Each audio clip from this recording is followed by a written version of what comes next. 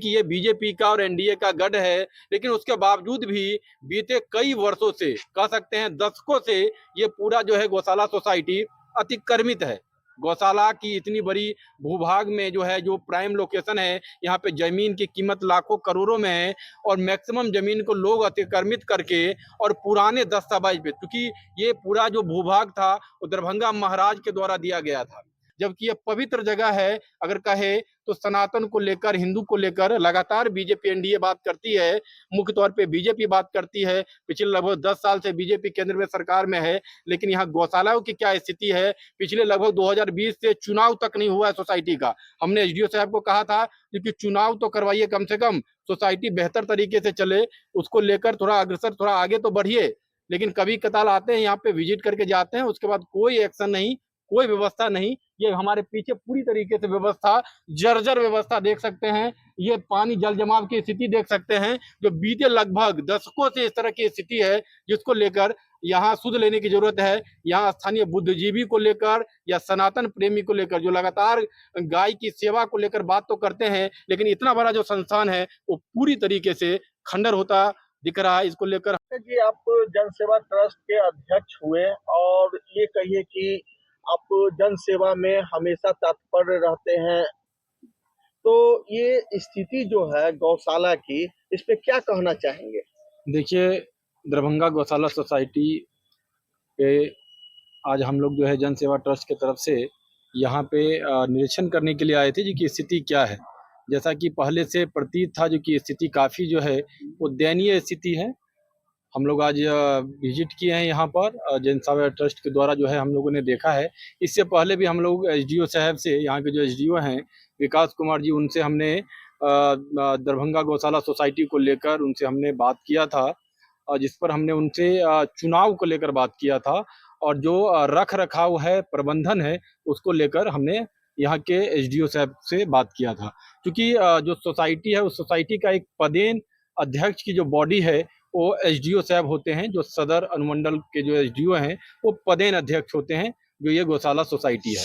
एक तो ये हो गया। दूसरी जो स्थिति अभी हम लोग देखे हैं, और प्रबंधक साहब भी हमारे साथ हैं, उन्होंने जो चीज़ बताई है, कई सारी चीज़ों को हम लोग जब देखे हैं, जैसा कि ये बता रहे थे जी कि 2018 के आसपास जो है इसका एक सरकारी अमीन से नापी भी हुई थी। इससे पहले भी हमारी जो है यहाँ के जो सचिव हैं उनसे हमारी बात हुई थी, पवन सुरेखा जी से। उन्होंने कहा था जी कि लगभग 44-45 एकड़ में वर्तमान में दरभंगा गौशाला सोसाइटी जो है वो अस्तित्व में है।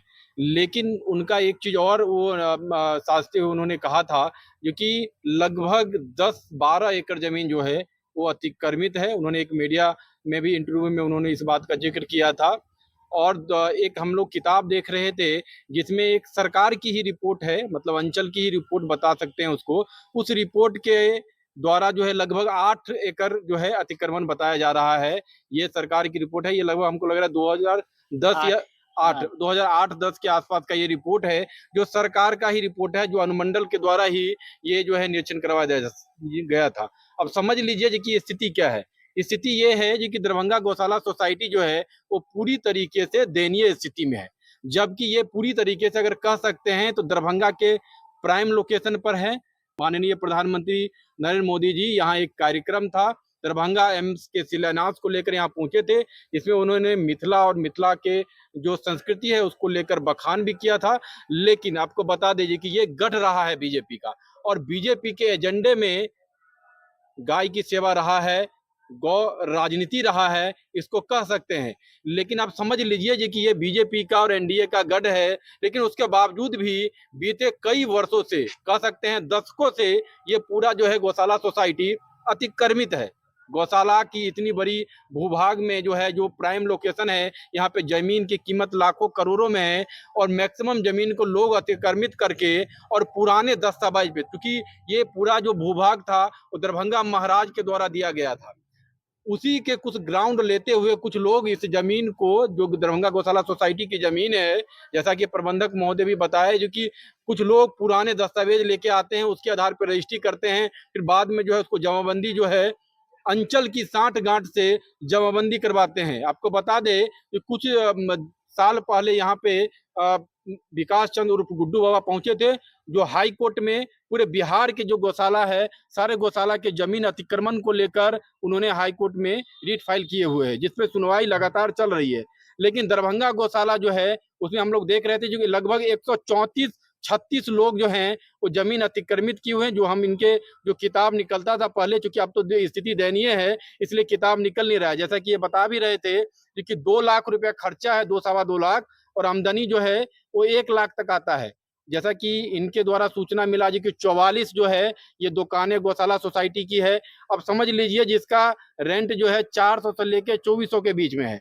सालाना ये बता रहे हैं जी कि 10% बढ़ता है, लेकिन जो दुकानें हैं वो एक 5%, सालाना 5% ये बता रहे हैं जो कि बढ़ रहा है। अब समझ लीजिए जी कि जो दुकानें हैं वो प्राइम लोकेशन पर है, उसके उसका जो वहां पे रेंट होना चाहिए वो लगभग 5,000 10,000 के ऊपर होना चाहिए। लेकिन चूंकि बरसों से वो दे दिया गया है, और आसपास में भी जो जमीन अतिक्रमण है, जो अतिक्रमण को लेकर मामला है, इस पूरे मामला को लेकर इससे पहले भी कई बार एसडीओ और अंचल ने नापी किया है, लेकिन कई बार नोटिस भी गया है, कई बार डिग्री भी आया है, लेकिन उसके बावजूद भी कोई भी तरह का कोई दिक्कत, कोई भी तरह का एक्शन नहीं हो रहा है। जबकि ये पवित्र जगह है, अगर कहे तो सनातन को लेकर, हिंदू को लेकर लगातार बीजेपी एनडीए बात करती है, मुख्य तौर पे बीजेपी बात करती है। पिछले लगभग 10 साल से बीजेपी केंद्र में सरकार में है, लेकिन यहाँ गौशालाओं की क्या स्थिति है? पिछले लगभग 2020 से चुनाव तक नहीं हुआ है सोसाइटी का। हमने एसडीओ साहब को कहा था कि चुनाव तो करवाइए, कम से कम सोसाइटी बेहतर तरीके से चले,